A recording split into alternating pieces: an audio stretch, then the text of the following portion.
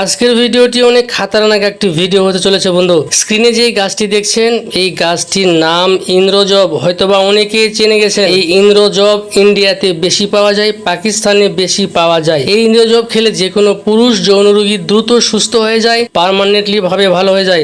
বন্ধু আজকে এই ভিডিওতে আপনাকে এটাই জানাবো। শহরে বা গ্রামে দেখবেন দিন দিন যৌন রোগীর সংখ্যা বেড়ে চলেছে বন্ধু। 50%-এর বেশি মানুষ এই যৌন রোগে আক্রান্ত বন্ধু।